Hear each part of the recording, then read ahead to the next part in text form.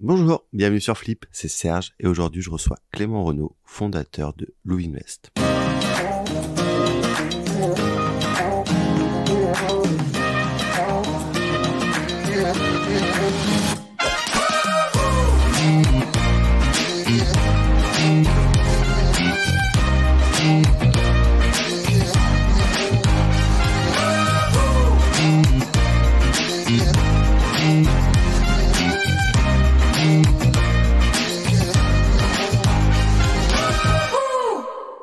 Bonjour Clément. Salut Serge. Comment tu vas? Très bien et toi? Très bien. Est-ce que tu pourrais te présenter? Absolument. Bah écoute, donc moi je suis un ingénieur qui a étudié en France puis aux États-Unis. Bossé rapidement dans l'aéronautique à peu près 1 an en Angleterre sur les moteurs de l'A380. Et puis j'ai toujours été passionné de tech et donc aux États-Unis ça a été l'occasion pour moi en Silicon Valley de plonger dans le grand bain de la tech et j'ai bossé du coup dans plusieurs startups assez donc early stage, ce qu'on appelle du coup les startups early stage, tu vois, à peu près au niveau de la série A, puis une autre boîte au seed. Créé une première startup sur place aux États-Unis dans le domaine de la deep tech, c'est donc la technologie profonde où vraiment tu vas essayer de répondre à des problèmes scientifiques quasiment pas encore résolus, disons. On a fait Y Combinator aux États-Unis et puis depuis janvier 2021, je me suis relancé dans un nouveau projet, cette fois autour de la fintech sur Lovinvest. Très bien. C'est comment de vivre aux États-Unis? Écoute, alors premièrement, je dirais que vivre en Californie, c'est pas nécessairement vivre aux États-Unis, parce que tu peux pas comparer le fin fond du Missouri avec San Francisco. En tout cas, moi, ce qui m'a le plus marqué en fait en arrivant, alors d'abord à Stanford, parce que du coup c'était à l'université d'abord, c'était l'ambition, générale, c'est-à-dire que tu te tournais un peu dans n'importe quelle direction. T'avais un de tes camarades de classe qui lançait une boîte en parallèle. Stanford à un moment a décidé de se lancer sur la recherche contre le cancer. Ils ont levé, je sais plus, 1 ou 2 milliards pour lancer le plus grand centre de recherche contre le cancer du monde. Enfin, il y a un côté un peu démesuré et à la fois terriblement énergisant de se dire en fait, t'as vraiment l'impression que tout est possible, quoi. Ça, j'ai adoré. Mais encore une fois, comme je te dis, je pense qu'au fin fond du Dakota, je pense que le feeling est pas exactement le même non plus, quoi. Est-ce qu'il y a une différence de mindset entre l'entrepreneur américain et français? Probablement. Et similairement à ce que je viens de dire, je pense qu'il y a aux États-Unis, en fait, et même aussi dans le système, tu vois, d'études, je pense que l'ambition est vachement libérée. C'est-à-dire que ça paraît pas bizarre d'arriver et de dire, bah salut, moi je veux être le prochain Elon Musk, quoi. Ce qui paraît démentiel, tu vois, t'arrives en France, tu dis ça, tu passes pour un prétentieux. Et potentiellement à juste titre d'ailleurs. Mais en tout cas, je pense qu'il y a vraiment une approche beaucoup plus libérée de se dire, bah en fait, moi je suis là pour faire un truc énorme et je veux changer le monde. Et puis c'est aussi probablement influencé par le fait que malgré tout, t'as beaucoup de boîtes de tech aux États-Unis qui effectivement deviennent énormissimes, là où en Europe et en France, t'as encore assez peu de boîtes, tu vois. Genre, on n'a pas de boîtes qui valent 1000 milliards de dollars, quoi. La plus grosse capitalisation française, c'est un truc que je regarde souvent, la plus grosse capitalisation boursière française, c'est LVMH. Super boîte, je veux dire, j'ai rien contre LVMH, mais c'est une boîte de luxe. C'est pas une boîte qui disrupte un secteur. Aux US, tu vois, tu peux regarder, mais je crois que les 3-4 plus grosses capitalisations, c'est que des boîtes de tech. En tout cas, ça l'était. Faudrait quand même que je vérifie depuis le récent crack. Mais du coup, par définition, en fait, le fait de voir des boîtes qui peuvent devenir si grosses et si omniprésentes font que l'ambition de tout le monde est décuplée. Et qu'est-ce qui fait que tu reviennes en France alors? Bah, il y a plusieurs choses malgré tout. La qualité de vie en France, je trouvais plutôt meilleure, voire largement meilleure. Il y a aussi un aspect familial, tu vois, malgré tout, la Silicon Valley, c'est 12 heures de vol, 9 heures de décalage horaire. C'est pas évident tu vois, j'avais passé 6 ans à l'étranger. Pas évident à un moment de pas vouloir rentrer voir les gens qui te sont proches. Et dernier point, écosystème de tech en France que je trouve en développement hyper accéléré. Et donc assez excitant parce que ça donne vraiment le sentiment d'être tu vois, dans un univers en pleine, qui se cherche, qui se découvre, mais qui malgré tout grossit très vite, quoi. Ça, c'est assez inspirant.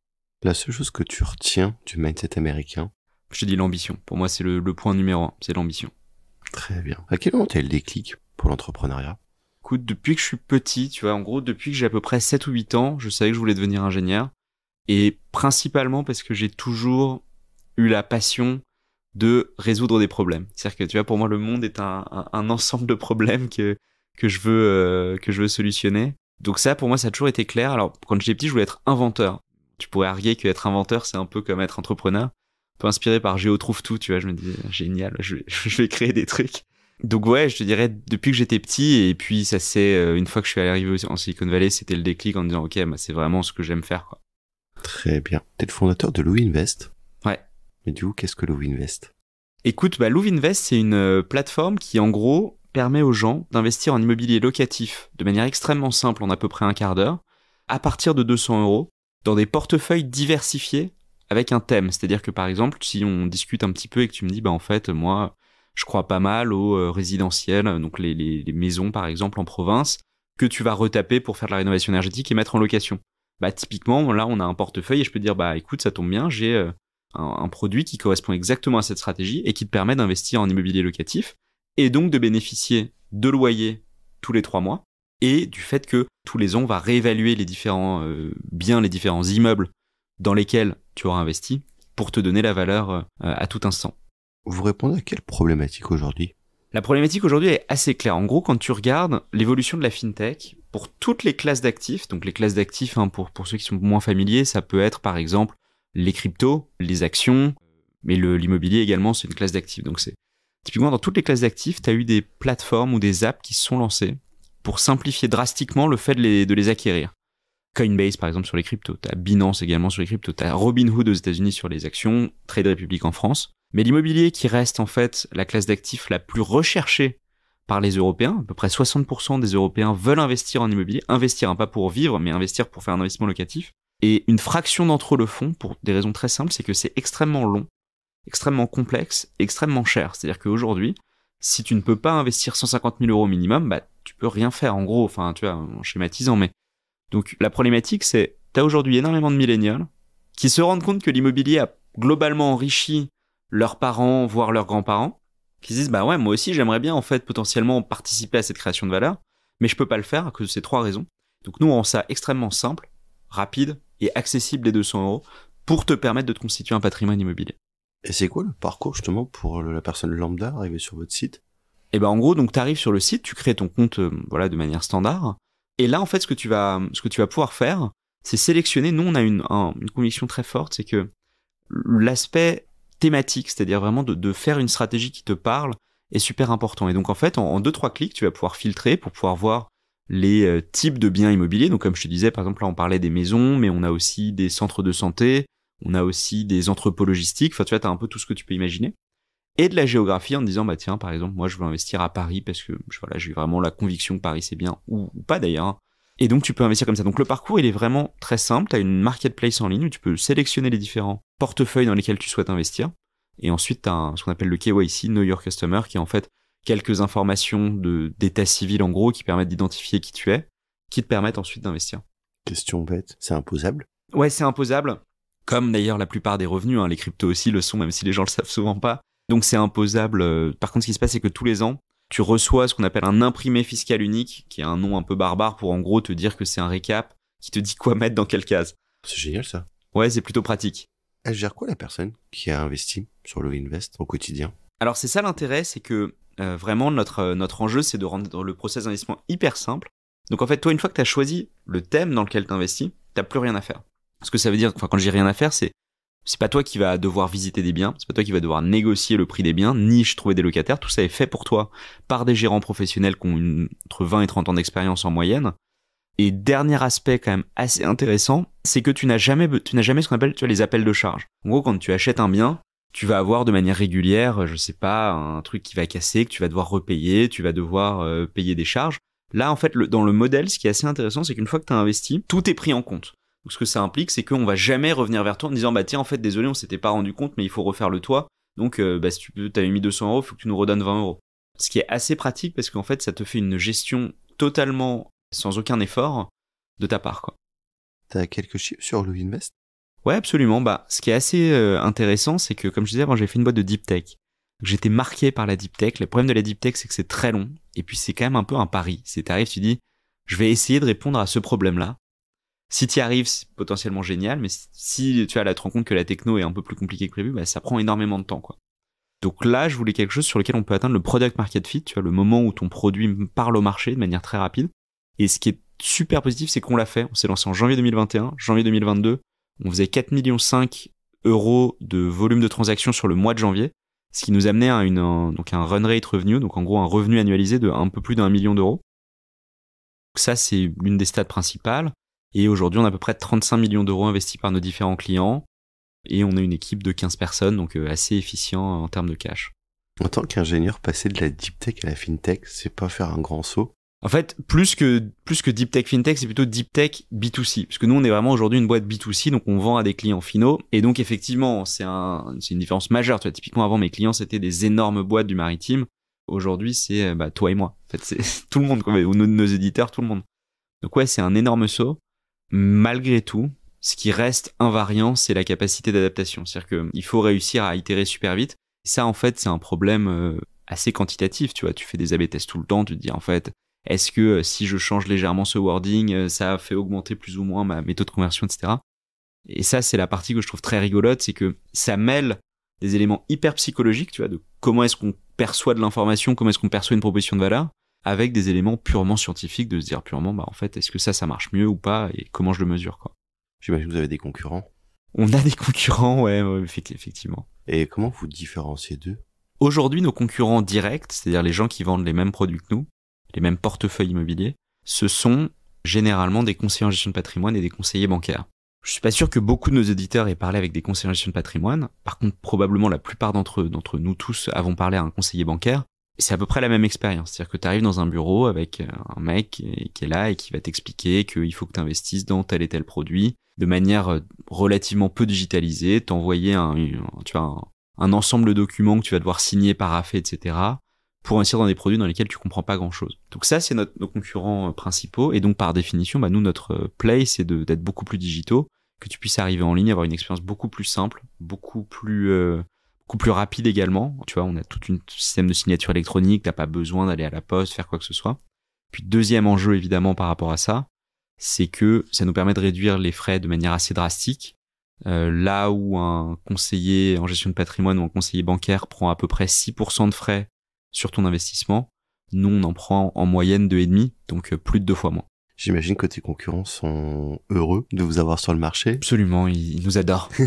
C'est quand même fou cette histoire, non? Ouais, c'est assez fou. Bah écoute, effectivement, en gros, depuis qu'on s'est lancé, ce qu'on a découvert, c'est que il y a un quasi boycott en fait organisé par un certain nombre de gens qui écrivent à un certain nombre de partenaires sur la place, voire qui écrivent en ligne des articles pour expliquer que réduire les frais pour les clients est interdit, ce qui est quand même assez démentiel. C'est-à-dire que je ne pensais pas qu'on pouvait pousser la mauvaise foi au point d'aller écrire un article pour te dire en fait tu ne peux pas payer moins cher. Ça paraît assez fou.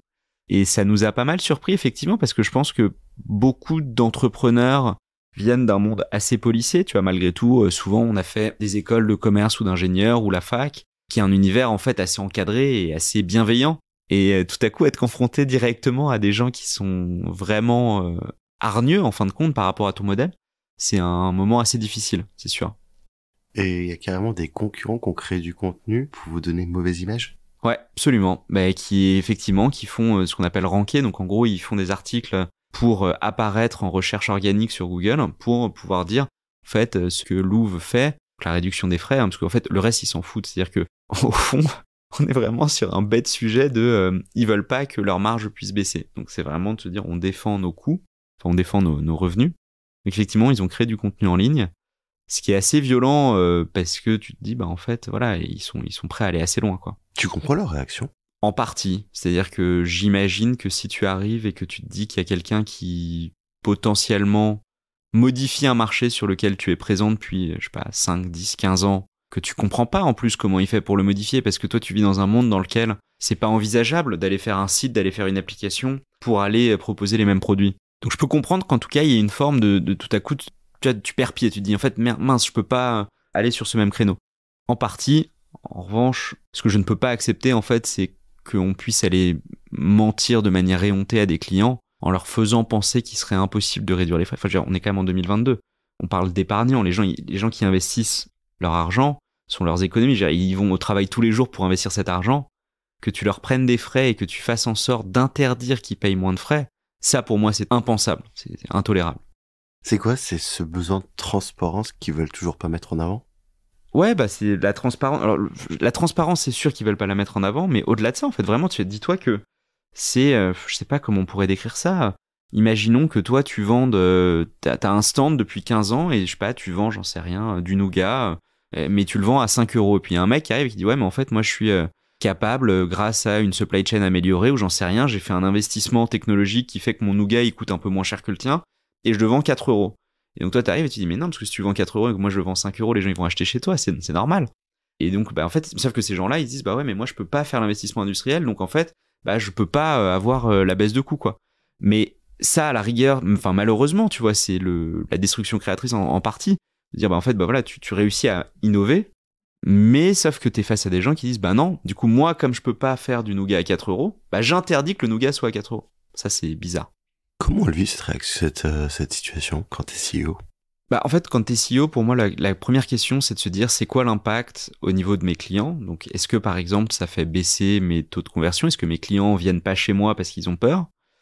Est-ce que ça fait... La réponse aujourd'hui est en partie, mais c'est assez limité parce qu'en fait, nos clients... En fait, le problème de ce genre de mouvement, c'est que ça marche pas longtemps. C'est-à-dire que tu peux prendre les gens pour des imbéciles, mais t'arrives, tu leur dis, vous pouvez pas payer moins cher. Ils te regardent, ils disent, si, mec, alors bien sûr que je peux. Les 15 dernières années me montrent que sur tous les différents produits, je peux. Alors, est-ce que c'est bien ou pas? Ça, c'est une question morale, mais bien sûr que je peux, il n'y a pas de débat. Premier point. Donc, je pense qu'en fait, au fond, ça c'est assez néfaste pour les personnes qui prennent les gens pour des imbéciles. Et deuxième point, c'est de dire comment tu fais pour rassurer, en fait, ta base clientèle, parce que on est sur un sujet d'épargne. Nos clients investissent en moyenne 40 000 euros sur la plateforme. Tu vois, évidemment, quand tu mets 40 000 euros, tu as envie de te dire que tu parles à des gens sérieux. C'est tout à fait logique. Donc là, il y a un vrai sujet d'éducation. Ce qu'on a fait, et donc par exemple, ce qu'on a pu mettre en place, c'est commander un rapport auprès d'un cabinet d'avocats experts, ce qui coûte évidemment assez cher, parce que du coup, tu prends un mec qui va regarder toutes les lois et te dire, ok, voilà, selon... Et évidemment, le rapport dit, oui, ce que vous faites, vous avez le droit de le faire, mais ça fait partie de ces éléments que tu fais pour dire, voilà, j'ai fait mon homework, j'ai montré que ce que je faisais, j'avais le droit de le faire, donc maintenant, je rassure mes clients grâce à ça. Et au niveau de ton équipe, ça a un impact? Ouais, l'impact, tu vois, on en avait parlé un moment, je crois, sur le Zero to One, tu vois, le bouquin de Peter Thiel, et où il te parle à un moment de PayPal versus X.com, tu sais, donc ils étaient en concurrence et ils se détestaient. Et il y a un peu ce côté-là, c'est-à-dire que notamment les gens de mon côté qui sont en contact frontal avec les clients, ça les rend un peu fous parce que, en fait, l'hypocrisie ultime de tout ça, c'est que les mêmes mecs qui te disent que ce que tu fais est illégal, quand t'as un client qui vient chez toi et qui les contacte aussi, ils leur font aussi des ristournes. Donc en fait, tu dis, mais en fait, donc d'un côté, tu es dit en ligne partout que c'est illégal, mais en fait, tu le fais aussi. Donc ça peut agacer un peu certains de nos conseillers en contact avec les clients. Mais au fond, à mon sens, le sujet n'est pas là, tu vois. Le sujet, c'est comment tu crées une boîte, c'est quoi tes valeurs, c'est quoi les éléments que tu mets en avant. Et tant que les fondamentaux qui sont la satisfaction client et la manière dont tu as de les acquérir fonctionnent, tu fais en sorte d'oublier, quoi. Comment on transforme ce bad buzz en son avantage? J'ai pas encore trouvé. J'ai pas encore la bonne réponse. Je pense que ça ne peut venir que par la base utilisateur. Et ce qu'il faut pas oublier non plus, c'est que au fond, mes clients, certains comprennent bien le sujet et en fait ont déjà traité avec des acteurs concurrents avant et donc en fait sont hyper positifs pour nous et nous soutiennent énormément. Au fond, c'est pas facile parce que t'as pas envie de les mêler non plus à ce sujet. En fait, c'est pas leur combat d'une certaine manière, tu vois. C'est un peu comme si Amazon demandait à tous les clients Amazon de lutter pour, enfin de se manifester pour Amazon. Tu peux, mais au fond, tu vois, la plupart des gens, ce qu'ils veulent, c'est commander leurs produits et ils ont pas envie de rentrer dans un débat politique non plus, quoi. Donc j'ai pas là une réponse très bonne encore à t'apporter là-dessus. Et au niveau juridique, t'as les moyens? On a les moyens, ouais, en partie, et on le fait. Le problème du temps judiciaire, c'est que c'est un temps long. Donc en fait, même quand t'as des gens qui font des choses totalement inconcevables, ouais, tu peux avancer, mais tu vois, ça prend 18 mois, 24 mois. J'irai à l'échelle d'une certaine. Pour te rendre compte, en 15 mois, on est passé de 0 à 35 millions d'investis par nos clients. Donc en fait, dans 18-24 mois, de toute façon, ces questions se poseront plus parce que mes compétiteurs auront déjà perdu. Non mais tu vois, mais obligatoirement, c'est-à-dire que juste la vitesse à laquelle on exécute, la vitesse à laquelle on grossit, fait que c'est un problème qui ne peut être que transitoire, parce qu'à un moment, t'arrives et t'es 5 fois plus gros qu'eux et tu leur dis, c'est bon, le game over, quoi. Merci Clément. Avant de se quitter, on va passer au Flip and Curious. Un entrepreneur ou une startup à faire découvrir. L'entrepreneur, moi je dirais donc Samuelian, Jean-Charles Samuelian, le CEO de Alan, parce que je trouve qu'il a une pensée assez décalée et il pousse toujours les choses hyper loin. Tu vois, par exemple, sur la grille de rémunération, je pense que pas mal de nos éditeurs sont au courant, mais ils ont un système de transparence qui est assez fort. ils ont toute une culture d'entreprise qui est vraiment poussée, donc ça, je trouve ça très très fort la manière dont ils le poussent. Et puis après, peut-être une mention quand même à une boîte que je crois que t'aimes beaucoup aussi, j'étais en fait au lycée avec le fondateur, qui est Pop Chef, qui en plus là vient de faire une très belle levée de fonds avec une campagne vidéo assez décalée, assez sympa. Et donc voilà, je pense que ça vaut le coup de les découvrir parce qu'ils ont aussi une culture d'entreprise qui est hyper affirmée autour de principes forts sur l'économie, d'avoir un mode de consommation qui est plus responsable, et que je trouve intéressant et assez nécessaire en fin de compte aujourd'hui, quoi. Ouais, d'ailleurs, si vous voulez écouter l'épisode avec François Defit, n'hésitez pas. Ton prochain grand flip, c'est pour quand? Alors écoute, comme je te disais, donc moi mon premier flip perso, ça a été de me marier, donc ça c'est un big deal personnel. Et après pour la boîte, le prochain grand flip, c'est de partir à la conquête de l'Allemagne, qui sera, je pense, un challenge intéressant. J'ai jamais fait encore d'ouvrir un nouveau pays. Et je suis assez excité en fait à l'idée de me dire ok, parce que tu repars un peu de zéro, tu vois, c'est un peu le reset entrepreneurial. Tu te dis ok, j'ai fait la France, voilà, j'en suis là, ça va continuer à grossir évidemment, mais d'une certaine manière le zero to one est fait. Maintenant tu te dis ok, génial, je peux pas me reposer sur mes lauriers, donc je refais un zero to one dans un pays que je connais beaucoup moins, dans une culture que je connais beaucoup moins, et du coup il y aura énormément de challenges. Donc c'est ça l'idée. Tu vas te faire accompagner? Ouais, alors accompagner, c'est sûr. Enfin, on va embaucher quelqu'un qui sera local, tu vois, obligatoirement. Parce que j'en comprends, l'Allemagne est un pays quand même assez nationaliste, et donc c'est hyper important d'avoir des gens qui sont vraiment des 100% allemands pour t'accompagner. Mais si tu veux dire par se faire accompagner à quel plan? Dans ce sens-là. Ouais, carrément. Prendre des gens locaux, obligatoirement. Merci beaucoup Clément d'avoir participé à Flip. Merci à toi de m'avoir invité. Merci à vous d'avoir écouté, et on se retrouve très bientôt pour un nouvel épisode. Au revoir. Si vous avez aimé, n'hésitez pas à liker, partager et commenter. Et vous, le grand flip, c'est pour quand ?